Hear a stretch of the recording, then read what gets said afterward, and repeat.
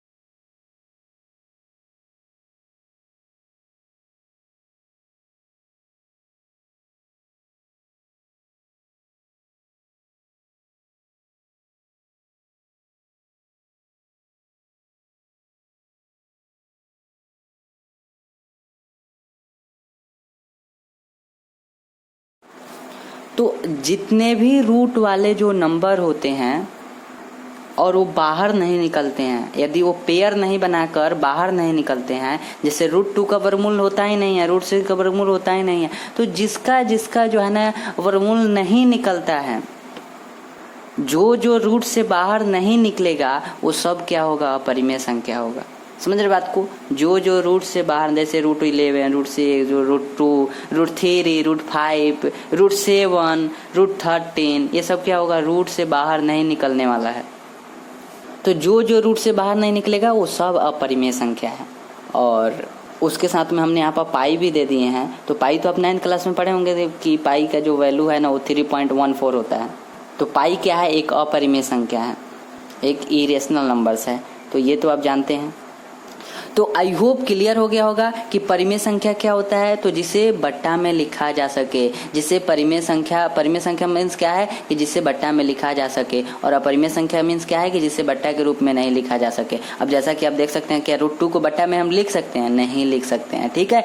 Rule क्या बोला है कि परिमेय संख्या या फिर अपरिमेय संख्या में रूल क्या बोला है कि क्यू मतलब बट्टा में 0 नहीं, बट्टा में जो नीचे होगा ना वो 0 नहीं होगा। अभी थोड़ी देर पहले हम उसी को समझाए थे, ठीक है, कि बट्टा में जो है ना 0 नहीं होगा कभी भी, बट्टा के ऊपर 0 हो सकता है पर नीचे नहीं होगा, ठीक है। तो आई होप क्लियर हो गया होगा परिमेय संख्या और अपरिमेय संख्या, ठीक है। तो नेक्स्ट टॉपिक को अब देखते हैं। तो अभी तक हम लोगों ने किन किन चीज़ों के बारे में डिस्कस किए हैं? सबसे पहले नेचुरल नंबर्स के बारे में, फिर होल नंबर्स के बारे में, फिर इंटीजर्स के बारे में, फिर फ्रैक्शंस के बारे में, उसके बाद रेशनल नंबर्स, उसके बाद इरेशनल नंबर्स। इन सब के बारे में हम लोग अभी डिस्कस कर लिए हैं, ठीक है। प्रीवियस क्लास से लेकर और आज जो क्लास है इसमें इतना हम लोग डिस्कस कर लिए हैं, ठीक है। तो एक बात हम आपको बताते हैं, जैसे कोई फैमिली होता है, ध्यान से सुनिएगा, जैसे कोई फैमिली होता है तो फैमिली का निर्माण कैसे होता है, फैमिली कैसे बनता है? एक एक मेंबर को मिलाकर, एक एक घर के सदस्य को मिलाकर क्या होता है, एक फैमिली बनता है। समझ रहे बात को? उसमें बच्चा हो सकता है, उसमें पेरेंट्स हो सकते हैं, समझ रहे बात को? उसमें सिस्टर हो सकती है, ब्रदर हो सकता है, भाई हो सकता है, बहन हो सकता है, माता पिता हो सकते हैं, ठीक है। तो इन सभी को मिलाकर क्या हो सकता है, एक फैमिली बनता है, एक हमारा परिवार बनता है, ठीक है। तो जैसे उसका जो निर्माण हो रहा है ना फैमिली का, जैसे परिवार कैसे बनता है, बहुत सारे अभी बताया ना, बहुत सारे मेंबर्स को मिलाकर, उसी टाइप से वास्तविक संख्या भी कैसे बनता है। Natural number, whole number, integers, fractions, rational numbers, irrational number, इन सभी को मिलाकर वास्तविक संख्या बनता है, रियल नंबर बनता है, ठीक है। इन सभी को क्या कहते हैं, सभी को जब मिला देंगे तो वास्तविक संख्या कह देंगे, ठीक है। समझ रहे बात को? सभी को मिलाएंगे तो क्या कहेंगे, इसको वास्तविक संख्या कहेंगे। आई होप समझ गए होंगे। तो थोड़ा सा तो अभी समझे ना कि सभी को क्या कहेंगे, इन सभी को एक साथ कर देंगे तो वास्तविक संख्या कहेंगे, ठीक है। यही हमारा रियल नंबर है, ठीक।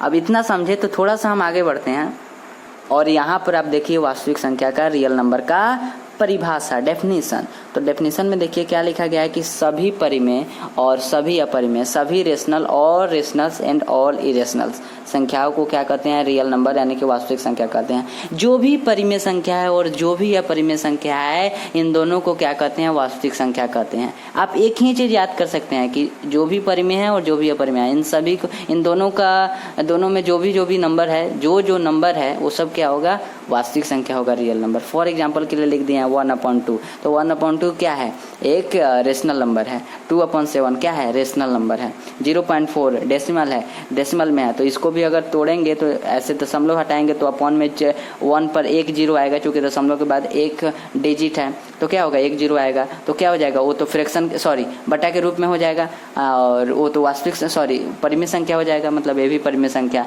उसके बाद यहाँ पर लिखा गया है -1 भी क्या है, एक परिमेय संख्या है। -2 ये भी क्या है, एक परिमेय संख्या है, ठीक। उसके बाद क्या लिखा गया है कि √2, तो √2 को अभी थोड़ा देर पहले बताएं कि जो रूट से बाहर नहीं निकलेगा वो अपरिमेय होगा। तो √2 को क्या बाहर निकाल सकते हैं, जब √2 बाहर नहीं निकलेगा तो क्या होगा, वो एक अपरिमेय होगा। तो आप देखिए तो क्या इसमें अपरिमेय और परिमेय नहीं है, तो अपरिमेय और परिमेय एग्जाम्पल के थ्रू आप समझ लिए कि अपरिमेय और परिमेय को ही क्या कहते हैं, रेशनल नंबर कहते हैं, यानी कि वास्तविक संख्या कहते हैं, ठीक है। आई होप क्लियर हो गया होगा कि जो भी रेशनल है, जो भी परिमेय है और जो भी अपरिमेय है, इन दोनों को क्या कहते हैं, वास्तविक संख्या कहते हैं, ठीक है। एग्जाम्पल में हम बता ही दिए कि ये सब एग्जाम्पल क्या है, परिमेय का है, और ये एग्जाम्पल क्या है, अपरिमेय का है, ठीक है, आई होप क्लियर होगा। अब आगे बढ़ते हैं।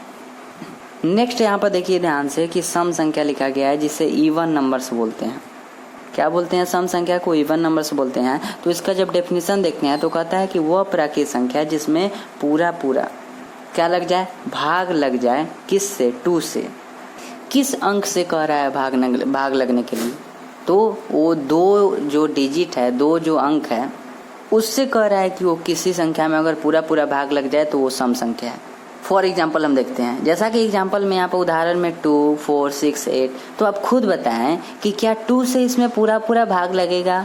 यस, 2 1 जा तो 2 होता है तो पूरा पूरा भाग लग गया। 2 2 जा तो 4 हो गया, 2 3 जा 6 हो गया, 2 4 जा 8 हो गया। जब आप इसको भाग देंगे तो क्या होगा? पूरा पूरा यहाँ पर डिवाइड हो जाएगा, पूरा पूरा यहाँ पर भाग लग जाएगा, कट जाएगा।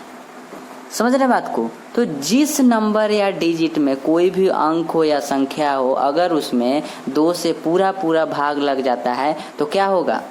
वो सम संख्या होगा। जैसे यहाँ पर 2 है तो 2 से पूरा पूरा भाग लग जाएगा। यहाँ से यहाँ पर 4 है तो 4 से पूरा पूरा भाग लग जाएगा 2, ठीक है। 6 है तो 6 में भी पूरा पूरा भाग लग जाएगा, 8 में भी हो जाएगा। इसी टाइप से आप कोई भी नंबर या डिजिट उठाएं, कोई भी संख्या या फिर अंक उठाएं और उसमें देखें कि क्या 2 से वो भाग लग रहा है। अगर भाग लग रहा है तो वो सम संख्या है, नहीं लग रहा है तो वो विषम संख्या है। थोड़ा देर में हम आपको बताएंगे विषम संख्या के बारे में, ठीक है। अब हम देखते हैं कि सबसे छोटी जो सम संख्या होती है वो 2 होती है। सबसे जो स्मॉल जो सम संख्या होती है, इवन नंबर होती है, वो क्या होती है? 2 होती है। क्योंकि यहाँ पर देख रहे हैं कि सबसे छोटी सम संख्या 2 लिखा गया। समझ रहे बात को? 2 के पहले क्या आता है? 1, तो 1 तो होगा नहीं, क्योंकि 1 में 2 से भाग नहीं लगेगा। 1 में 2 से भाग नहीं लगेगा, आप लगा कर देख लीजिए, ठीक है। इसीलिए कह रहे हैं कि 2 जो है ना सबसे छोटी सम संख्या है। तो आई होप ये समझ गए होंगे। नेक्स्ट देखते हैं।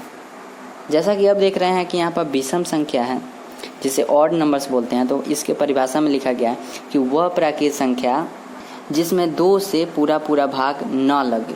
सीधी सी बात है कि जिसमें पूरा पूरा भाग लगेगा वो सम संख्या है, जिसमें पूरा पूरा भाग नहीं लगेगा वो ऑड नंबर यानी कि विषम संख्या है, ठीक है। तो जैसा कि उदाहरण में लिखा गया है 1 3 5 7 9 11। तो आप खुद बताएं, क्या 1 में 2 से पूरा पूरा भाग लगेगा? तो 1 में 2 से भाग ही नहीं लगेगा। क्या 3 में 2 से भाग लगेगा? नहीं लगेगा। 5 में, 7 में, 9 में, तो जो 2 से नहीं कटेगा, जिन में 2 से भाग नहीं लगेगा, वो सब क्या होगा? विषम संख्याएं होंगे, ठीक है। समझ रहे बात को? क्या ये 2 से क्या है 3 पूरा पूरा कटेगा? नहीं कटेगा। 1 क्या हो जाएगा? शेष बच जाएगा। क्या 5 कटेगा? इसमें भी 1 शेष बच जाएगा, इसमें भी 1 शेष बचेगा, इसमें भी 1 शेष बचेगा। तो जो पूरा पूरा नहीं कट रहा है, पूरा पूरा डिवाइड नहीं हो रहा है पूरी तरह से, तो क्या होगा? वो विषम संख्याएं होंगे, वही ऑड नंबर्स होगा, ठीक है, ठीक है। तो आप सीधी सी बात रख सकते हैं कि जो 2 से कट जाए वो क्या है? सम संख्या है, जो 2 से नहीं कटे वो क्या है? विषम संख्या है, ठीक है। तो अब देखते हैं सबसे छोटी विषम संख्या 1 होती है। सीधी सी बात है, 1 से अब छोटा क्या करेंगे आप? 1 सबसे छोटी क्या है? विषम संख्या है। और यहाँ पर हम क्या बताएं? सबसे छोटी सम संख्या 2 होती है। आई होप इन दोनों बातों को आप ध्यान रखेंगे, ठीक है। तो अब नेक्स्ट टॉपिक को देखते हैं।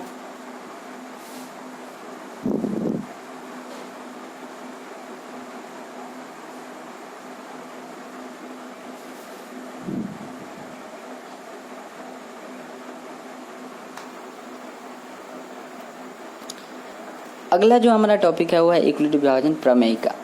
तो यूक्लिड विभाजन प्रमेयिका क्या कहता है? तो इसको समझने से पहले हम थोड़ा सा समझते हैं। जैसा कि हम आपको कह रहे हैं कि 29 में 3 से भाग दीजिए। तो जैसा कि हम यहाँ पर भाग दे रहे हैं तो 3 से हम क्या किए? यहाँ पर भाग दिए। 3 9 जा कितना होता है? 27 होता है। तो 9 में से 7 गया 2 और यहाँ पर 0 हो गया, तो 2 यहाँ पर क्या हो गया? शेषफल हो गया, ठीक है। और इसी को अब हम आगे समझते हैं। जैसा कि हम यहाँ पर क्या लिखे हैं? 29 इज इक्वल टू में 3 × 9 + 2।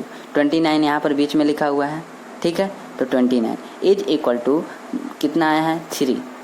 ये कितना से हम उसमें भाग दे रहे हैं? 3 से दे रहे हैं, तो हम 3 लिखें। कितना में से मल्टीप्लाई किए हैं? 9, तो 3 × 9। कितना शेषफल आया है? उसको प्लस में लिख देंगे 2। तो जब आप इसको करेंगे ना मल्टीप्लाई, जैसे 3 9 जा कितना होता है? 27, ठीक है। तो 3 नवा मतलब 27, ऐसे भी आप कह सकते हैं। तो 27 और 2 कितना होगा, 29 होगा, 29 होगा। तो 29 इज इक्वल टू में 29 आया, तो दोनों इक्वल हो गया। इस चीज़ को आप हो सकते हैं कि आप बचपन में इसका ट्राई किए होंगे, जो है ना भाग सही है या गलत है, इसको आप ट्राई किए होंगे कि जब दोनों इक्वल आ जाता है इसका मतलब है कि हमारा भाग सही है।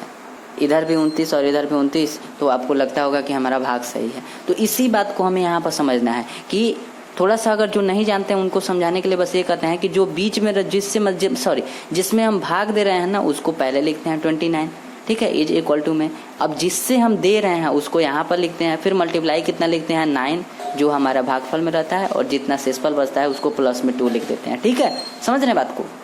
अब एक चीज़ हम आपको बताते हैं कि इसको जो है ना इसको भाज्य बोलते हैं, इसको जो है ना भागफल बोलते हैं, इसको जो है ना भाजक बोलते हैं, और इसको जो है ना शेषफल बोलते हैं। तो अब इसी चीज़ को हम क्या करेंगे, यहाँ पर लिख देंगे। जैसे यहाँ पर 29, तो 29 को क्या बोलते हैं, मतलब जो यहाँ पर रहता है उसको क्या बोलते हैं, भाज्य बोलते हैं। तो हमने यहाँ पर लिख दिया भाज्य। इज इक्वल टू में 3 कहाँ है, 3 यहाँ पर रहता है, 3 को क्या बोलते हैं, भाजक बोलते हैं, तो भाजक हो गया, ठीक है। उसके बाद मल्टीप्लाई, उसके बाद 9 यहाँ पर है, तो यहाँ पर जो रहता है उसको क्या बोलते हैं, भागफल बोलते हैं, तो भागफल आ गया, ठीक है। प्लस है तो प्लस, अब यहाँ पर 2 है तो 2 किधर है, यहाँ पर मतलब जो शेषफल होता है उसको, जैसे मतलब जो बचता है उसको शेषफल बोलते हैं, तो शेषफल यहाँ पर लिख दिए। इतना बात को समझे कि नहीं, थोड़ा सा हम बताते हैं फिर से। मतलब यहाँ पर 29 है, मतलब जिसमें हम भाग दे रहे हैं उसको भाज्य बोलते हैं, जिससे दे रहे हैं उसको भाजक बोलते हैं। भाग जितना मतलब भागफल में आया इसको भागफल बोलते हैं, कि इसमें जो आता है ना उसको भागफल बोलते हैं, ठीक है। और यहाँ पर जो बचता है उसको शेषफल बोलते हैं। तो इसी चीज़ को हम यहाँ पर लिख दिए हैं कि भाज्य, यहाँ पर भाज्य जैसे 29 है तो यहाँ पर 29 लिखे हैं, तो ये क्या है, भाज्य है। भाज्य इज इक्वल टू में 3, यहाँ पर 3 है तो इसको हम नाम क्या दिए हैं, भाजक, तो भाजक हो गया। मल्टीप्लाई 9 क्या है, भागफल है तो भागफल हो गया। प्लस 2 क्या है, 2 शेषफल है तो शेषफल हो गया। अब इसी चीज़ को हम यहाँ पर लिख दिए हैं कि भाज्य को जो है ना ए लिखा जाता है।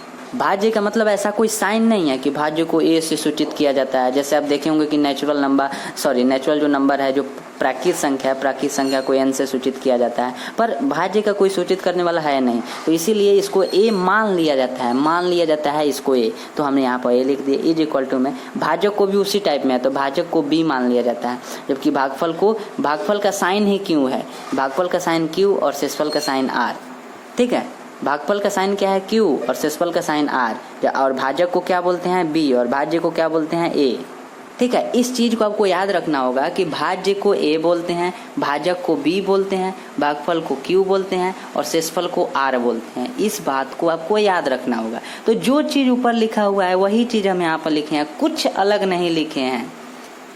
यहाँ पर जो लिखा हुआ है इसी को क्या बोलते हैं, यूक्लिड विभाजन प्रमेय का।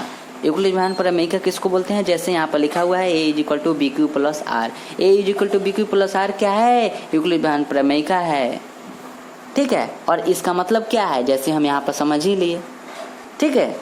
तो अब इसके एक रूल है, जहाँ 0 जो है ना आर से छोटा या बराबर हो सकता है, और आर जो है ना बी से हमेशा छोटा होगा। आर क्या होगा, बी से हमेशा छोटा होगा। इस बात को समझे कि नहीं। इसमें क्या कह रहा है कि 0 जो है ना आर के बराबर या फिर उससे छोटा होगा, छोटा या फिर बराबर हो सकता है, और आर जो है ना बी से हमेशा छोटा होगा। अब इसमें क्या कह रहा है कि आर क्या छोटा होता है, क्या बड़ा होता है, चलिए इसको नेक्स्ट पेज में हम समझते हैं। अब जैसा कि हमने क्या किया कि फिर से हम एक नंबर और डिजिट उठाएं और कह रहे हैं कि उसमें भी भाग लगाने के लिए, ठीक है। जैसे कि हम 6 से 25 में हम भाग दे रहे हैं, ठीक है। तो अब देखिए जैसे 6 पर जाए कितना होगा, 24 होगा, तो 1 यहाँ पर हो गया, 1 क्या हो गया, यहाँ पर शेषफल हो गया। ये वाला क्या हो गया, ये भागफल हो गया, और ये वाला भाज्य हो गया, ये वाला भाजक हो गया। अभी थोड़ी देर पहले इसका नाम बताए हैं, ठीक है। इसको आर बोलते हैं, इसको क्यू बोलते हैं, इसको ए बोलते हैं, और इसको बी बोलते हैं। तो आप यहाँ पर हमको देख कर बताएं, कुछ नहीं करना है। इसको आर बोलते हैं ना, और इसको क्या बोलते हैं, बी, इसको क्या बोलते हैं, ए, इसको क्या बोलते हैं, क्यू। चलिए हम इसको नेम भी लिख देते हैं आपके लिए। अब ध्यान से देखेंगे तो इसको क्या बोलते हैं, ए बोलते हैं, इसको क्यू बोलते हैं, इसको आर बोलते हैं, इसको बी बोलते हैं। अभी थोड़ा देर पहले हम आपको बता दिए हैं इसके पहले वाले पेज में, ठीक है। तो अब हम यहाँ पर क्या समझने वाले हैं कि जैसा कि इसमें हम भाग दिए तो हमारा 1 यहाँ पर शेषफल आया, 4 जो है ना हमारा भागफल आया, ठीक है। तो यहाँ पर जो रूल कहता है, इसके पहले वाले में हम कहे थे ना कि रूल को आप समझेंगे, तो रूल जो कहता है कि आर जो होगा ना वो बी से हमेशा छोटा होगा। तो अब बी इसमें कौन है, कौन है बी जी? बी यहाँ पर 6 है। तो आप खुद बताएं 6 बड़ा या 1 बड़ा? 6 बड़ा या 1 बड़ा? तो 6 बड़ा है, 1 छोटा है। तो सही तो इसमें बोला है कि R जो है ना B से हमेशा छोटा होगा। तो यहाँ पर B तो बड़ा है ना, B का मतलब 6 और R का मतलब 1, तो हमेशा तो 6 बड़ा होगा और वो हमेशा शेषफल जो होगा ना वो छोटा होगा। R का मतलब शेषफल और ये वाला क्या है? भाजक। तो सही तो बोला ही है कि हमेशा क्या होगा? छोटा होगा। चूंकि आप सिंस ए आप खुद बता दीजिए, अगर यहाँ पर ज़्यादा रहता, 6 से ज़्यादा रहता तो आप तो खुद भाग लगा देते। अगर यहाँ पर 7 रहता है तो 6 1 नहीं लग जाता। इसीलिए कह रहे हैं कि हमेशा जो होगा ना वो ये वाला बड़ा होता है। ये वाला मतलब बी हमेशा आर से बड़ा होता है। तो यही तो यहाँ पर लिखा है कि बी हमेशा आर से बड़ा है, या फिर कहें कि आर जो है ना बी से हमेशा छोटा होता है। अब एक और चीज़ बताते हैं कि 6 4 जा कितना हुआ? 24। कुछ में है जो कुछ में जो है ना पूरा भाग लग जाता है, पूरा डिवाइड हो जाता है। जैसे यहाँ पर 0 आ गया, समझ रहे हैं? यहाँ पर क्या है? 0 शेषफल है। 0 शेषफल है मतलब क्या हुआ? वही यहाँ पर रूल में जो बोला था ना कि जो है ना 0 के बराबर हो सकता है R, ठीक है, या फिर उससे छोटा। अब यहाँ पर आप देख सकते हैं कि यहाँ पर क्या है? सॉरी, बड़ा, मतलब यहाँ पर क्या है कि R जो है ना बड़ा है और यहाँ पर क्या है कि R जो है ना 0 है। तो वही तो यहाँ पर बोला है कि R जो है ना वो 0 से बड़ा या फिर बराबर हो सकता है। तो यहाँ पर बराबर हो गया, 0 आया तो यहाँ पर बराबर हो गया। और क्या बोला है? R जो है ना 0 से बड़ा या बराबर हो सकता है। बड़ा तो सॉरी बराबर तो हो गया, तो बड़ा यहाँ पर हो गया, 0 से बड़ा हो गया R। और क्या कह रहा है कि B से जो है ना हमेशा छोटा होगा। तो यहाँ पर भी आप देख सकते हैं कि B से छोटा ही है, क्योंकि यहाँ पर 0 है, यहाँ पर 6 है। समझ रहे बात को? तो यहाँ पर भी छोटा ही हो गया, तो यहाँ पर B बड़ा हुआ। तो हमेशा ये वाला रूल, मतलब आपको समझना पड़ेगा थोड़ा सा कि इस रूल को, कि अभी इसमें रूल में जो बोला है ना कि R जो है ना 0 से 0 के बराबर या फिर बड़ा हो सकता है। तो बराबर यहाँ पर हो गया और यहाँ पर क्या हुआ? बड़ा हो गया। और उसके बाद क्या बोला है कि R जो है ना B से हमेशा छोटा होगा। इसका मतलब है कि हमेशा क्या है? ये R छोटा है। तो छोटा है तो यहाँ पर भी देख सकते हैं और यहाँ पर भी देख सकते हैं। यहाँ पर भी क्या है? R छोटा है और B बड़ा है। यहाँ पर भी देख सकते हैं R छोटा है और B बड़ा है। तो आई होप अब क्लियर हो गया होगा। अगर नहीं क्लियर है तो कमेंट बॉक्स में ज़रूर बताइए, हम दोबारा बताएंगे। तो आई होप क्लियर हो गया होगा। तो अब नेक्स्ट देखते हैं, नेक्स्ट टॉपिक में क्या है। अब आइए हम देखते हैं, क्वेश्चन को सॉल्व करते हैं, ठीक है। जैसा कि यूक्लिड विभाजन एल्गोरिथम से कह रहा है कि HCF हमें ज्ञात करना है, फाइंड करना है। तो सबसे पहले यहाँ पर क्वेश्चन को देखते हैं। जैसा कि दिया है 54,7। तो हम लोग जो बचपन से पढ़े हैं ना उस मेथड से पहले बनाएंगे। जैसा कि आप जानते हैं कि ऐसे हम लोग बनाते हैं। 7 से 54 में क्या करना है हमें? क्या बोलते हैं इसको? HCF, है ना। तो अब हम देखते हैं यहाँ पर, जैसा कि क्या था 54,7, तो क्या करते हैं? छोटा वाला को इधर रख लेते हैं और जो बड़ा वाला होता है उसको बीच में रख लेते हैं, ठीक है। इतना समझे ना। तो या फिर अगर नहीं जानते हैं तो ऐसा भी समझ लें कि इसमें जैसा अगर ऐसा दिया रहेगा, ठीक है, तो आपको क्या करना है? वहाँ पर सबसे बड़ा वाला को क्या करना है? बीच में रखना है। तो इसमें सबसे बड़ा वाला क्या है? 54, तो बीच में रख लिए। और छोटा वाला जो है ना 7 है, तो 7 को इधर रख लिए, ठीक है। तो 7 7 जा कितना होता है? 49।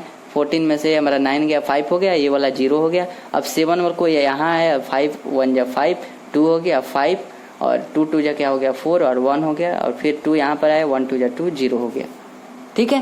तो जो लास्ट वाला जो होता है ना, जो लास्ट वाला भाजक होता है, इसको क्या बोलते हैं? भाजक। इसको क्या बोलते हैं बउआ जी? भाजक। जो लास्ट वाला में होता है ना, जो लास्ट वाला भाजक होता है वही HCF हो जाता है। तो HCF यहाँ पर क्या हो गया? 1। अगर यहाँ पर 2 रहता है तो 2 आंसर हो जाता है। इसको क्यों नहीं लेंगे? क्योंकि ये वाला लास्ट नहीं है, लास्ट ये वाला है। तो जो लास्ट में रहता है वही क्या होगा? हमारा HCF होगा। तो HCF क्या आ गया? 1, ठीक है। अब इसको हम यूक्लिड विभाजन प्रमेयिका पर बैठा देते हैं। तो यूक्लिड विभाजन से हम क्या जानते हैं? A बराबर BQ प्लस R, जहाँ 0 जो है ना R से बड़ा या बराबर हो सकता है। सॉरी, R जो है ना 0 से बड़ा या बराबर हो सकता है और B से हमेशा छोटा होगा, ठीक है। ये वाला हम थोड़ा देर पहले बताए थे ना, यूक्लिड विभाजन प्रमेय का ये रूल बताए थे, ठीक है। तो अब देखते हैं हम यहाँ पर, देखिए A के जगह पर यहाँ पर क्या है? इसमें देखिएगा ध्यान से, बहुत ध्यान से देखिएगा। यहाँ पर देख सकते हैं, यहाँ पर A है। A इसमें किसको बोलते हैं? किसको बोलते हैं बताइए जल्दी। इसको आर बोलते हैं, इसको क्यू बोलते हैं, इसको ए बोलते हैं, इसको बी बोलते हैं। तो ए के प्लेस पर, ए के जगह पर 54 है तो 54 हम यहाँ पर लिख दिए। इज इक्वल टू में बी, बी के प्लेस पर क्या है, बी किसको बोलते हैं बाबा जी, बी इसको बोलते हैं तो बी यहाँ पर 7 हो गया। क्यू, क्यू क्या है, क्यू इसको बोलते हैं तो यहाँ पर 7 है तो 7 लिख दिए। आर, आर की जगह पर क्या है 5 तो 5 हो गया। अब फिर इसके बाद भी है, इसके बाद भी फिर यहाँ से शुरू हो गया, जो चीज़ यहाँ पर था वो यहाँ पर भी आ गया। तो जितना बार आएगा ना उतना बार हम यहाँ पर लिखेंगे। तो फर्स्ट बार का तो हम लिख ही लिए, अब सेकंड बार का लिखेंगे। अब सेकंड बार में क्या है, 7 ए के प्लेस पर है, ए के जगह पर है तो 7 हम लिख लिए इसके प्लेस पर, यहाँ पर ए है तो ए के प्लेस पर। फिर उसके बाद यहाँ पर क्या है बी, तो बी के प्लेस पर यहाँ पर देखेंगे ध्यान से कि बी के प्लेस पर क्या है, इसको बी बोलते हैं तो बी हो गया यहाँ पर 5 तो हमने यहाँ पर लिख दिया 5 मल्टीप्लाई, अब यहाँ पर क्या होगा क्यू, और क्यू के प्लेस पर क्या है 1, क्यू के जगह पर 1 है तो हमने 1 लिख दिए, प्लस आर के प्लेस पर, आर के जगह पर 2 है, 7 में से 5 गया 2, तो जो हमें बचता है लास्ट में वही तो हमारा क्या होता है शेषफल होता है, तो यहाँ पर 2 है तो हमने 2 दे दिया।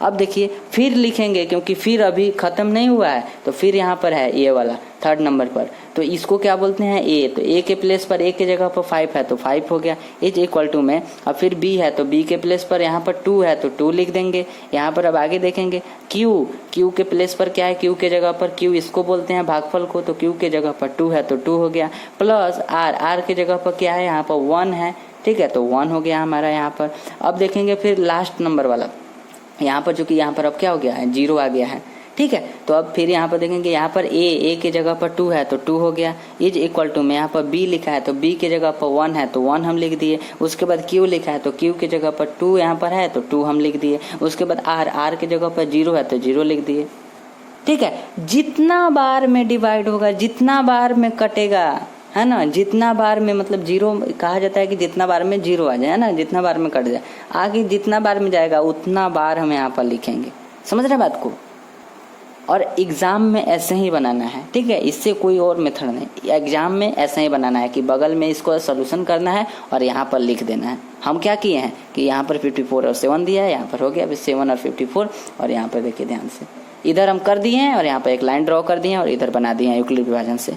क्या किए हैं हम यूक्लिड विभाजन से? यूक्लिड विभाजन से हम रूल जानते हैं कि ए बराबर बी की प्लस आर, और जहाँ जो आर जो है ना वो 0 से छोटा या बराबर हो सकता है और बी से जो है ना हमेशा छोटा होगा, ठीक है। और यहाँ पर जितना बार आया है उतना बार हम यहाँ पर लिख दिए हैं, ठीक है। एक बार और हम इसको समझा दे रहे हैं, ठीक है, कि जैसा कि क्या बोला है ए बराबर बी की प्लस आर, तो सबसे पहले ए के प्लेस पर क्या रखेंगे, ध्यान से यहाँ पर देखेंगे तो ए के प्लेस पर 54 है, 54 हम दे दिए। इज इक्वल टू में बी, बी के प्लेस पर क्या है, बी के प्लेस पर यहाँ पर ए इसको बोलते हैं बी, तो बी के प्लेस पर 7 है तो 7 मल्टीप्लाई मतलब गुना, और क्यू, क्यू को क्या बोलते हैं भागफल, भागफल के प्लेस पर जगह पर 7 है तो 7 हो गया। आर, आर के प्लेस पर 5 है, क्योंकि आर जो बचता है उसी को ना आर बोलते हैं, अभी तो थोड़ा पहले बताए थे, तो यहाँ पर 5 हो गए। इसी टाइप से इसको, अब इसी टाइप से इसको, इसी टाइप से इसको यहाँ पर हम लिख दिए हैं।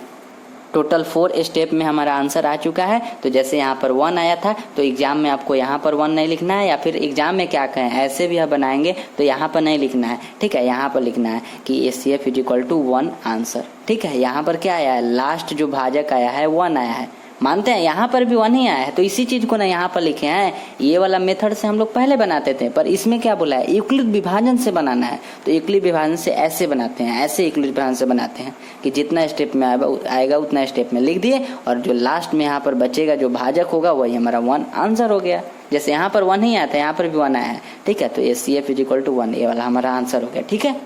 तो आई होप क्लियर हो गया होगा। इसी टाइप से एक और क्वेश्चन को हम करते हैं। तो नेक्स्ट क्वेश्चन यदि आप देख रहे हैं यहाँ पर सेकेंड वाला कि 20,24, तो सबसे पहले क्या करेंगे, जो दिया है उसको हम लोग अपने मेथड से बनाएंगे, ठीक है। तो 20 और 24 ये वाला है, 20 24 दिया है तो 20 24 हो गया। तो 20 1 जा कितना होता है 20, ठीक है। 20 1 जा 20, है ना, सॉरी गलत बोल दिया है। 20 का टेबल 1 बार पढ़ेंगे तो क्या होगा 20 ही आएगा।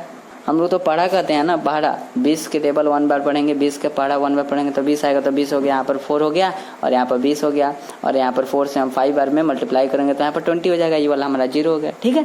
अब यहाँ पर 0 हो गया तो अब इसी चीज को क्या करेंगे, यहाँ पर अब लिख देंगे। सबसे पहले लिखेंगे यूक्लिड विभाजन से। यूक्लिड विभाजन से क्या होता है, ए बराबर बी की प्लस आर, ये वाला यूक्लिड विभाजन होता है। यहाँ पर रूल क्या कहता है, वेयर, जहाँ आर जो होगा ना वो 0 से छोटा या बराबर हो सकता है और बी से क्या होगा हमेशा छोटा होगा आर, ठीक है। अब क्या करेंगे, ए की जगह पर देखेंगे 24 है तो 24 हो गया, इज इक्वल टू में बी, बी की जगह पर क्या है, बी की जगह पर 20 है तो 20 हो गया, मल्टीप्लाई गुना क्यू, क्यू की जगह पर 1 है तो 1 हो गया, प्लस आर, आर क्या है, ये वाला है, आर इसी को ना बोलते हैं जब बचता है तो ये वाला हो गया, ठीक है, ये वाला।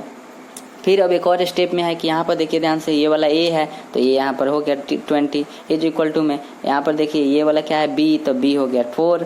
फिर उसके बाद क्या है यहाँ पर क्यू, तो क्यू, क्यू की जगह पर भागफल, मतलब भागफल क्या है 5, तो 5 हो गया, प्लस यहाँ पर 0 है, 0 को क्या बोलते हैं, यहाँ पर जो बचता है उसको शेषफल बोलते हैं, 0 हो गया। तो यहाँ पर लास्ट में हमारा भाजक क्या आया, HCF इज इक्वल टू 4, यही हमारा आंसर हो गया। आई होप क्लियर हो गया है। तो अब आगे हम बढ़ते हैं, ठीक है। नेक्स्ट जो टॉपिक है अब उसको समझते हैं। यहाँ पर नेक्स्ट टॉपिक है भाज्य संख्या, जिसको कंपोजिट नंबर बोलते हैं। तो इसका परिभाषा समझते हैं। कहता है वैसी संख्या जिसमें 1 और स्वयं को छोड़कर किसी दूसरी संख्या से पूरा पूरा भाग लग जाए। क्या क्या बोला है, 1 और स्वयं को छोड़कर किसी और संख्या से भी भाग लग जाए। अभी 1 और खुद का स्वयं का मतलब क्या है, चलिए हम समझाते हैं। एग्जाम्पल में जैसा कि लिखा गया है 8 किससे किससे कटेगा। पहली बात कि 8 जो है ना 1 से कटेगा, और 8 खुद से भी कट जाएगा, तो 8 को हम लिख रहे हैं खुद से भी कट जाएगा, तो 8 2 से भी कट जाएगा, 8 4 से भी कट जाएगा। क्यों कट जाएगा, अरे 8 1 से कटेगा कि नहीं, 1 8 8 होता है, फिर 2 से कटेगा ना, 2 4 8 होता है, तो अगर टेबल में आ गया तो वो कटेगा ही। समझ रहे बात को। उसी टाइप से 4 है तो 4 भी कट जाएगा, सॉरी 4 से भी 8 कट जाएगा, फिर उस टाइप से 8 से भी 8 खुद कट जाएगा। कटने का मतलब है डिवाइड हो जाएगा, ठीक है। 1 से भी 8 डिवाइड हो जाएगा, मतलब है भाग लग जाएगा। 2 से भी 8 में भाग लग जाएगा, 4 से भी 8 में भाग लग जाएगा, 8 से भी 8 में भाग लग जाता है, सॉरी भाग लग जाएगा। तो इसमें क्या बोला है कि 1 और स्वयं, तो 1 से तो लगेगा ही, 1 से तो लगा ही है, और स्वयं से भी लगा है, पर उसके बाद क्या बोला है, स्वयं को छोड़कर, इस दोनों को छोड़कर किसी और दूसरे संख्या से पूरा पूरा, अब दूसरे संख्या यहाँ पर 2 और 4 हो गया। समझे कि नहीं, क्या बोल रहा है कि 1 और स्वयं, तो 8 क्या है कि 1 से भी यहाँ पर लग गया, डिवाइड हो गया, भाग लग गया, और स्वयं से भी। स्वयं का मतलब क्या है, जो ये संख्या है, जो ये नंबर है, जो डिजिट है, जो अंक है, उससे। यहाँ पर 8 है ना, ये 8 खुद है तो खुद से भी तो भाग लग जाएगा। 8 का 8 हम लोग कहते हैं ना, 8 का 8, या फिर कहें 8 1 जा 8, तो 8 1 जा 8 होगा ना, तो 8 से खुद ही कट जाएगा, डिवाइड हो जाएगा, भाग लग जाएगा, 1 से भी डिवाइड हो जाएगा। तो वही तो बोल रहा है कि 1 और स्वयं, तो 1 और स्वयं यहाँ पर हो गया, 1 और स्वयं। और उसके बाद क्या बोला, उसको छोड़कर, इसको छोड़िए, इसको छोड़िए, किसी दूसरी संख्या से भी पूरा पूरा भाग लग जाए। ये अपने को छोड़कर इस दोनों से क्या करा है कि अगर भाग लग जाए, इस दोनों से मैं नहीं, मतलब है कि किसी और भी संख्या से भाग लग जाए, तो इस दोनों को छोड़कर यहाँ पर 2 और 4 से भी तो भाग लगा है, तो मतलब है कि परिभाषा से पूरा बैठ गया, ठीक है। ये हो गया हमारा भाज्य संख्या, कि जो 1 और स्वयं को छोड़कर भी किसी दूसरी संख्या से भाग लगे, वो क्या है, भाज्य संख्या है। जैसे 6 है, कंपोजिट नंबर है। अब जैसे 6 है तो 6 क्या है, 1 से भी डिवाइड होगा, इसमें खुद बोला है ना 1 और स्वयं, ठीक है, 1 से भी डिवाइड होगा, 6 से भी होगा, क्योंकि 6 तो खुद है, उसमें खुद बोला है, 6 1 जा 6 तो होता है ना, और 1 से भी हो जाएगा, 2 से भी हो जाएगा, 3 से भी हो जाएगा। तो जिन जिन से डिवाइड होगा उसको यहाँ पर लिख देना है, और सीधी बात इसमें जो कहा है उस पर आपको बैठा देना है कि 1 और स्वयं से तो कटा ही, और किसी और संख्या से भी डिवाइड हो गया, भाग लग गया, जैसे 2 और 3 से भी भाग लग गया। तो बस रूल का पालन होना चाहिए। इसमें जो परिभाषा में क्या बोला है कि स्वयं और 1 इसके अलावा भी किसी और संख्या से भाग लग जाए, तो किसी और संख्या से भाग लग ही गया। उसके बाद 4 है तो 4 1 से भी डिवाइड हो गया, 2 से भी हो गया, 4 से भी हो गया। समझ रहे बात को, मतलब है कि 1 से हुआ और स्वयं से भी हो गया, किसी और संख्या से भी हो गया, ठीक है, तो ये भी भाज्य संख्या हो गया। जैसे यहाँ पर 3 दिए हैं, तो 3 क्या है, स्वयं से, यहाँ पर स्वयं से कट गया और 1 से भी कट गया, 1 से भी कट गया और 3 से भी कट गया, 3 से भी भाग लग गया और 1 से भी भाग लग गया, 1 से भी भाग लग गया ना, और 3 से भी भाग लग गया। पर इसके अलावा आप ऐसा कोई भी संख्या नहीं जिससे आप इसको कटा, डिवाइड मतलब भाग लगा दें, ठीक है, जिससे आप इसको कटा दें, नहीं लगेगा ना, तो नहीं लगेगा। तो इसका तो 2 ही आया, 2 मतलब नहीं, मतलब यहाँ पर क्या करा है कि 1 और स्वयं के अलावे इसको छोड़कर भी किसी और संख्या से भाग लगना चाहिए, इसको छोड़कर, तो इसको तो हम किए ही, पर इसके अलावा किसी और संख्या से तो भाग लग ही नहीं रहा है। इसका मतलब है कि ये भाज्य संख्या कंपोजिट नंबर्स नहीं है। कंपोजिट नंबर्स वही होगा जो 1 और स्वयं इस दोनों को छोड़कर भी किसी संख्या से भाग लगेगा। तो इस दोनों से तो लगा ही, पर इसके अलावा किसी संख्या से भाग नहीं लगा। इसका मतलब है कि ये भाज्य संख्या नहीं है। ये सब भाज्य संख्या है क्योंकि ये सब क्या है, खुद से और 1 से कटा है, और इसके अलावा भी कटा है किसी और संख्या से। समझ रहे हैं बात को? और इसी बात को आप ऐसे भी कर सकते हैं, अगर गुणनखंड को जानते हैं तो हम बाद में गुणनखंड के बारे में बताएंगे कि जिसका 2 गुणनखंड हो, है ना, सॉरी, जिसका 2 से अधिक गुणनखंड होगा वो भाज्य संख्या होगा। अब आप खुद बताएं, गुणनखंड को काउंटिंग करते हैं, जैसे यहाँ पर 1 2 3 4, ठीक है, तो गुणनखंड यहाँ पर टोटल कितना है, फैक्टर कितना है, 4 है। तो हम क्या बोले हैं कि जिसका जो है ना, जिस नंबर या डिजिट का, जिस अंक का या संख्या का 2 से अधिक क्या हो, 2 से अधिक अगर उसका गुणनखंड है तो वो क्या होगा, भाज्य संख्या होगा। 2 से अधिक अगर गुणनखंड है तो भाज्य संख्या होगा। तो आप खुद बताएं कि यहाँ पर 2 से अधिक है ना गुणनखंड, 2 से अधिक है कि नहीं, यहाँ पर 1 2 3 4, टोटल 4 संख्या से भाग लग रहा है, डिवाइड हो रहा है। तो इसका मतलब है कि इसका 4 फैक्टर है, 4 गुणनखंड है। ठीक है, गुणनखंड का मतलब है कि जितने संख्या से वो भाग लग रहा है ना, जिन संख्या से, जिन डिजिट या नंबर से भाग लग रहा है वो सब क्या होगा, गुणनखंड होगा। जैसे 1 से भी कट रहा है, 2 से भी, 4 से भी, 8 से भी, तो सबको काउंटिंग करेंगे 1 2 3 4, तो वो सब 4 क्या हो गया, यहाँ पर गुणनखंड हो गया सबको काउंटिंग करके। और क्या कहेंगे कि 8 का कितना गुणनखंड है, 4 गुणनखंड है। 6 का कितना गुणनखंड है, 4 गुणनखंड है। क्यों? क्योंकि इसका भी तो 4 ही आया है। 4 का कितना गुणनखंड है, 3 है, 1 2 3, क्योंकि ये 3 डिजिट से कट रहा है। उसके बाद है 3 कितना से कट रहा है, 3 2, इसका ओनली 2 ही गुणनखंड है, 2 ही फैक्टर है। जब 2 ही है तो ये भाज्य संख्या कंपोजिट नंबर नहीं है। समझ रहे बात को? कंपोजिट नंबर वो होता है जिसका 2 से अधिक फैक्टर गुणनखंड होता है, 2 से अधिक गुणनखंड होता है। तो 2 से अधिक गुणनखंड इन तीनों में है। या फिर दूसरी अगर परिभाषा के द्वारा कहें तो यहाँ पर परिभाषा में क्या बोला है कि 1 और स्वयं के अलावा भी किसी संख्या से भाग लग जाए। तो यहाँ पर तो दिया ही कि 1 और स्वयं के अलावा। ठीक है, तो आई होप ये क्लियर होगा। अब नेक्स्ट देखते हैं।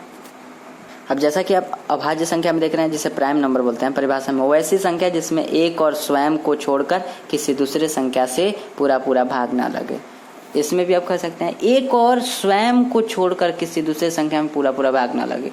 ठीक है, इसके पहले वाला में क्या था, एक और स्वयं के अलावा भी किसी संख्या से भाग लगना चाहिए, मतलब एक से भी कटना चाहिए और स्वयं से भी कटना चाहिए, इसके अलावा भी किसी और संख्या से कटना चाहिए, तब जाकर वो भाज्य संख्या होता था कंपोजिट नंबर। पर प्राइम नंबर को कुछ नहीं करना है, बस क्या करना है कि वो स्वयं से और 1 से अगर डिवाइड है, कट जा रहा है, तो वो भाज्य संख्या प्राइम नंबर है। तो जैसे वो 3 लिखे हैं तो 3 1 से और स्वयं से, 2 1 से स्वयं से, 5 1 से स्वयं से। कितना अच्छा है ना, कितना अच्छा है ना। बहुत इजी लगता है जब स्वयं से और 1 से डिवाइड होता है कहने में कि ये जो है ना प्राइम नंबर है।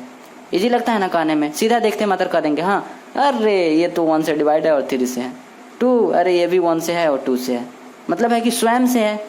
अरे 5 ये तो देखते मात्र करेगा, अरे ये भी 1 से है और 5 से खुद से है।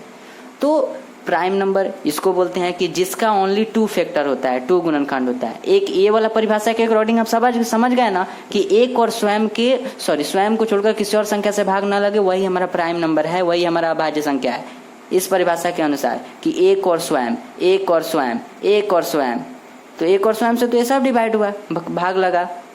ठीक है, तो ये प्राइम नंबर है। और एक और हम आपको क्या बताए थे, एक और परिभाषा अभी थोड़ा देर पहले बताए थे उसमें कि उसमें क्या बताया था कि जिसका 2 से अधिक गुणनखंड हो। इसमें क्या कर रहे हैं कि इसमें ओनली 2 गुणनखंड हो, सिर्फ इसमें 2 गुणनखंड हो। जिन संख्या या डिजिट का ओनली 2 गुणनखंड होगा वो क्या होगा, प्राइम नंबर होगा। अब देखिए तो इसमें 1 2 कहे है ना कि जितना इस संख्या से वो डिवाइड होगा, कटेगा, उन सभी को काउंटिंग कर लेना है, गिन लेना है, और जितना गिनने के बाद आएगा वही उसका क्या हो जाएगा, गुणनखंड हो जाएगा। जैसे ये 3 जो है ये 1 और 3 से कटा है, तो इसका टोटल गुणनखंड कितना हुआ, 2 1 2, तो 2 इसका कितना हुआ, 1 2 1 2।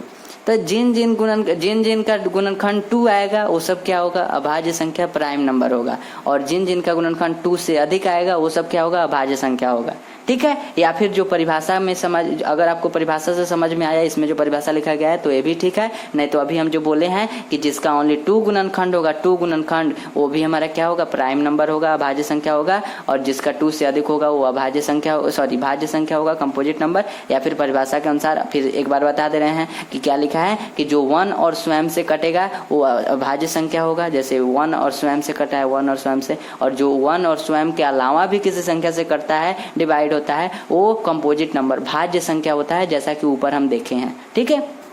एक चीज और हम बताना चाहते हैं कंपोजिट नंबर में कि सबसे छोटी कंपोजिट नंबर भाज्य संख्या क्या होती है। सबसे छोटी अगर आप देखेंगे तो सबसे छोटी 4 होती है, क्योंकि 4 से जब नीचे जाते हैं ना, जैसे 4 से नीचे हम 3 गए तो 3 का ओनली 2 गुणनखंड है ना, 2 गुणनखंड है। या फिर कहें कि ये स्वयं और 1 और स्वयं से कट रहा है, 1 और स्वयं से डिवाइड हो रहा है, तो इसका ये तो 1 और स्वयं से, जबकि इसके अलावा भी डिवाइड होना चाहिए, तब न जाकर वो भाज्य संख्या होगा। इसका मतलब है कि 4 जो है ना सबसे छोटी क्या है, भाज्य संख्या है। इससे आप नीचे जाएंगे तो आपको भाज्य संख्या नहीं मिलेगा, तो सबसे छोटा क्या है, 4 हमारा भाज्य संख्या है, तो इसको आप याद रखेंगे। तो पॉइंट में हम यहाँ पर लिख दिए हैं कि सबसे छोटी भाज्य संख्या 4 होती है और सबसे छोटी अभाज्य संख्या 2 होती है। तो सबसे छोटी अभाज्य संख्या, ये वाला अभाज्य संख्या का एग्जांपल है, तो सबसे छोटी अभाज्य संख्या क्या है, 2 है, 2। अगर इससे नीचे जाएंगे 1, तो 1 का ओनली 1 ही गुणनखंड है। 1 क्या है, खुद को कटा सकता है, तो उसका क्या हुआ, 1 ही गुणनखंड हुआ। जबकि इसमें क्या बोला है, 1 और स्वयं, तो स्वयं से 2 कट गया, पर 1 से, मतलब समझिए बात को, इसीलिए कहा है कि उसका गुणनखंड कितना है। मतलब देखिए यहाँ पर देखिए हम लिख दिए हैं कि 1 का टोटल गुणनखंड कितना है, 1 है। 1 से स्वयं कटेगा और 1 से भी कट जाएगा, मतलब है कि इसका ओनली 1 ही गुणनखंड हुआ। समझ रहे बात को, ओनली क्या हुआ, सिर्फ क्या हुआ, एक ही इसका गुणनखंड है। जिसका एक गुणनखंड है वो न तो भाज्य संख्या है और न ही अभाज्य संख्या है। क्योंकि भाज्य होने के लिए 2 से अधिक गुणनखंड चाहिए और अभाज्य होने के लिए ओनली 2 गुणनखंड चाहिए। तो ये तो इसका एक ही गुणनखंड है, दोनों का पालन नहीं कर रहा है। दोनों का पालन नहीं कर रहा है तो क्या है, एक न तो भाज्य संख्या है और न ही अभाज्य संख्या है। ठीक है, समझे ना। आई होप क्लियर हो गया होगा दोस्तों। तो अब आइए हम लोग अभाज्य गुणनखंड ज्ञात करते हैं। ठीक है, कैसे हम लोग अभाज्य गुणनखंड निकालते हैं वो अब हम आपको सिखाते हैं। ठीक है, तो चलिए देखते हैं।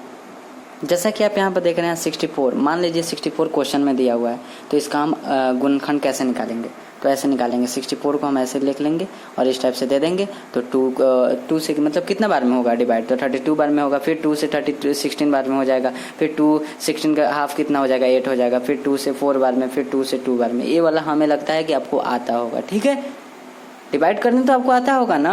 2 से 16 बार में 32 आता है, 2 से 8 बार में 16 आता है, 2 से 4 बार में क्या होता है, 2 में 4 से मतलब मल्टीप्लाई करेंगे तो 8 आएगा। 2 जा कितना होता है, 4 होता है। तो इस टाइप से आप कर सकते हैं। ठीक है, तो हम इसी को क्या बोलते हैं, गुणनखंड कैसे फाइंड करते हैं। अब यहाँ पर देखिए ध्यान से, जो अभाज्य गुणनखंड निकालने के बाद, जैसे हमने भाज्य गुणनखंड निकाल लिए, तो इसका जो अभाज्य जो गुणनखंड आया, जैसे 2 2 2 2 2, कितना 2 है, 2 2 4 2 6, टोटल 6 2 है। तो हम क्या करेंगे, 64 और यहाँ पर 6 2 दे देंगे, और 64 इज इक्वल टू 2 कितना बार है, 6 बार है तो 6।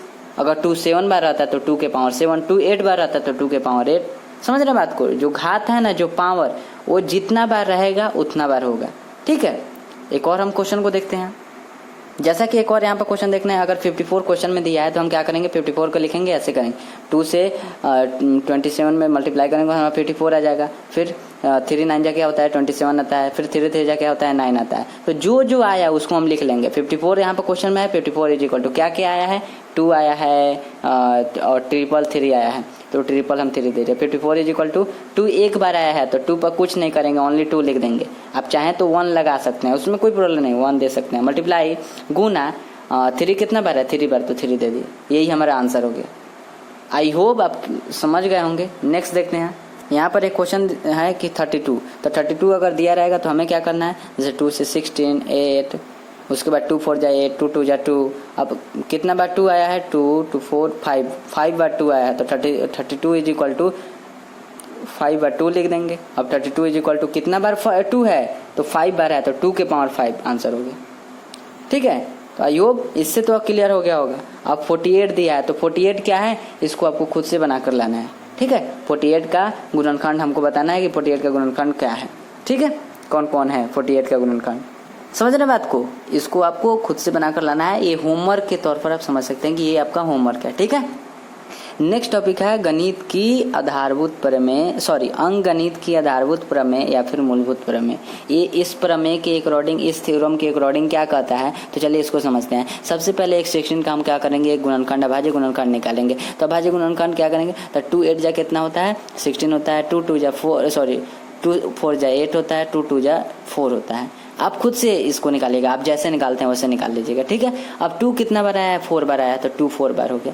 तो हम यहाँ पर ये बताना चाहते हैं कि 16 क्या है, 16 एक भाज्य संख्या है, कंपोजिट नंबर है।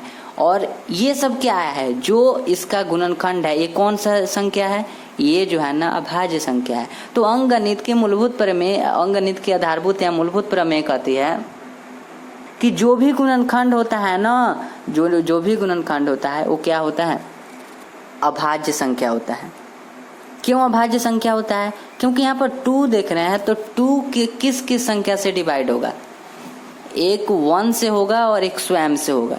तो इसका टोटल फैक्टर 2 हुआ, गुणनखंड टोटल कितना हुआ, 2 हुआ, 2 गुणनखंड हुआ, तो 2 गुणनखंड तो अभाज्य संख्या को होता है। या फिर एक और हम आपको परिभाषा के अकॉर्डिंग बताए थे कि जो स्वयं और 1 से डिवाइड हो वही अभाज्य संख्या है। तो 2 क्या है, 1 और स्वयं से डिवाइड होगा, कटेगा, तो 2 तो एक अभाज्य संख्या हुआ। तो यही हम कहना चाहते हैं कि जो भी गुणनखंड में आता है, जो भी गुणनखंड में, इसमें तो ओनली 2 2 2 आया है, तो जो भी गुणनखंड में आता है वो सब क्या होता है, अभाज्य संख्या होता है। और जो यहाँ पर रहता है उसको भाज्य संख्या कहते हैं। तो यहाँ पर मतलब रहने का मतलब नहीं है, जैसे यहाँ पर 16 है तो 16 को 1 से भी डिवाइड कर सकते हैं, 16 स्वयं से भी हो जाएगा, 16 2 से भी हो जाएगा, 16 4 से भी हो जाएगा, 16 8 से भी हो जाएगा। तो इतने संख्या से डिवाइड हो जा रहा है, इसका मतलब है कि ये जो है ना भाज्य संख्या है और ये जो है ना अभाज्य संख्या है। तो अंकगणित के मूलभूत प्रमेय थ्योरम क्या कहती है कि प्रत्येक भाज्य संख्या को अभाज्य संख्या के रूप में लिखा जा सकता है। प्रत्येक भाज्य संख्या को, जैसे ये भाज्य संख्या है तो अभाज्य संख्या के रूप में इसको नहीं लिख दिए, यहाँ पर देखिए तो ये भाज्य संख्या है, भाज्य कंपोजिट नंबर है, तो इसको भाज्य संख्या के रूप में लिख दिया कि नहीं, अभाज्य संख्या के रूप में। मतलब ये वाला क्या है, भाज्य संख्या है, और ये वाला हम अभाज्य संख्या के रूप में इसको लिख दिया, क्योंकि इसको मल्टीप्लाई करें 2 2 जा 4, 4 2 जा 8, 8 2 जा 16, तो 16 आया ना। तो यही हम कहना चाहते हैं कि प्रत्येक कंपोजिट नंबर को, भाज्य संख्या को अभाज्य संख्या के रूप में लिखा जा सकता है। जैसे इसको हम लिख कर दिखा दिए। सबसे पहले क्या करना है, फैक्टर निकालना है, ठीक है। अब जो फैक्टर आएगा, जो गुणनखंड आएगा, तो हम उस गुणनखंड को लिख दिए। तो यही हो गया, बस यही क्या हो गया हमारा, क्या हो गया कि प्रत्येक भाज्य संख्या को अभाज्य संख्या के रूप में लिखा गया। अब आपको इसको समझना था कि कैसे लिखा गया, तो हम यही कह रहे हैं कि जो उसका गुणनखंड आया हम उसको लिखें। तो प्रत्येक भाज्य संख्या को, तो यहाँ पर ये वाला क्या है, भाज्य संख्या है, उसको किस रूप में लिखा जाता है, अभाज्य संख्या के रूप में। तो देखिए तो ये अभाज्य संख्या है कि नहीं, 2 एक अभाज्य संख्या है, 2 एक अभाज्य संख्या है, 2 एक अभाज्य संख्या है, 2 भी एक अभाज्य संख्या है। उसी टाइप से हम 18 का भी अगर देखते हैं तो 2 9 जा 18, 3 3 जा 9, तो अब टोटल इसमें कितना आया, 3 गुणनखंड आया, 3 फैक्टर आया, तो हम क्या करेंगे, उसको लिख देंगे। तो आप खुद बताएं कि 18 क्या है, 18 एक भाज्य संख्या है। भाज्य संख्या क्यों है, क्योंकि इसका जो है ना ये स्वयं और 1 और स्वयं से डिवाइड हो रहा है, कट रहा है। और इसके अलावा भी आप देखेंगे तो 2 से भी डिवाइड हो रहा है, 3 से भी हो रहा है, 9 से भी हो रहा है, 6 से भी हो रहा है, इतने संख्या से डिवाइड हो रहा है। मतलब है कि ये भाज्य संख्या है। या फिर आपको जैसे मर्जी है चेक करने का कि ये कौन सा संख्या है, तो आप चेक कर लीजिए, ठीक है। तो फिर हमको बताइए, फिर आपको मालूम चलेगा कि ये एक भाज्य संख्या है। तो भाज्य संख्या को अभाज्य संख्या के रूप में लिखा गया। तो कैसे लिखा गया, जैसे कि भाज्य संख्या इज इक्वल टू अब क्या आ गया, 2 3 3, तो 2 क्या है, एक अभाज्य संख्या है, 3 क्या है अभाज्य संख्या, 3 क्या है अभाज्य संख्या, ये सब प्राइम नंबर है, ये सब कंपोजिट नंबर। समझ रहे हैं बात को। तो प्रत्येक भाज्य संख्या को ये भाज्य संख्या है अभाज्य संख्या के रूप में लिख दिए, ठीक है। इसी टाइप से यहाँ पर भी एक दिया गया है, देख सकते हैं यहाँ पर 20 दिया है, तो 20, तो 2 10 जा 20 और 2 5 जा 10, तो इसमें टोटल 3 गुणनखंड आया, 3 फैक्टर आया, तो 3 हम यहाँ पर लिख दिए। अब देखिए ये वाला भाज्य संख्या हो गया, और ये वाला क्या हो गया, अभाज्य संख्या। अभाज्य संख्या मीन्स कि जिसका गुणनखंड ओनली 2 हो, या फिर कहें कि जो स्वयं और खुद से कटे। तो 2 क्या है, स्वयं और खुद से कटेगा, ये भी 2 है तो ये भी स्वयं और खुद से कटा। और 5 क्या है, 5 भी 1 से कटेगा और खुद से कटेगा। तो इसमें भी पता चल गया कि प्रत्येक भाज्य संख्या को अभाज्य संख्या के रूप में लिखा जा सके। अंकगणित की मूलभूत प्रमेय या थ्योरम क्या कहती है कि प्रत्येक भाज्य संख्या को भाज्य संख्या के रूप में लिखा जा सकता है। जैसे आप देख सकते हैं यहाँ पर सब में हम बता दिए कि ये भाज्य संख्या है, इसको किस रूप में हम लिख दिए, भाज्य संख्या के रूप में। ये भाज्य संख्या है, इसको किस रूप में लिख दिए, इसको भी भाज्य संख्या के रूप में लिख दिए। ठीक है, इसी टाइप से को यहाँ पर भी बताए थे। तो आई होप क्लियर हो गया होगा। अब सबका आप स्क्रीनशॉट ले लीजिए, हम देते हैं। चलिए, तो सबसे फर्स्ट पेज का लीजिए। सबसे फर्स्ट पेज में ये हुआ था, आई होप ले लिए होंगे। उसके बाद सेकंड वाला लीजिए, आई होप ये भी ले लिए होंगे। उसके बाद ये वाला लीजिए, उसी का है, आई होप ये भी हो गया होगा। उसके बाद ये वाला बताया गया था, इसको लीजिए, हो गया ना। उसके बाद इसको बताए थे, उसी के आगे का है, ये भी हो गया होगा। उसके बाद ये वाला लीजिए, हो गया ना, ये भी हो गया। ये वाला लीजिए, हो गया ना। उसके बाद उसी का है, ये वाला हमारा ऑड नंबर्स का है, विषम संख्या, आई होप ये भी हो गया होगा। उसके आगे का लीजिए, एगोलिक विभाजन प्रमेय का, आई होप ये भी हो गया होगा। देखिए, हम जल्दी जल्दी इसलिए दे रहे हैं क्योंकि ये लाइव क्लास नहीं है, समझ रहे हैं बात को। आप वीडियो को पॉज करके ले सकते हैं, ठीक है। उसके बाद ये वाला लीजिए, हो गया ये भी। उसके बाद आगे का लीजिए, आई होप ये भी हो गया होगा। उसके आगे का ये वाला है, आई होप ये भी हो गया होगा। उसके नेक्स्ट पेज का ये वाला है, हो गया। उसके आगे ये वाला है, हो गया ना।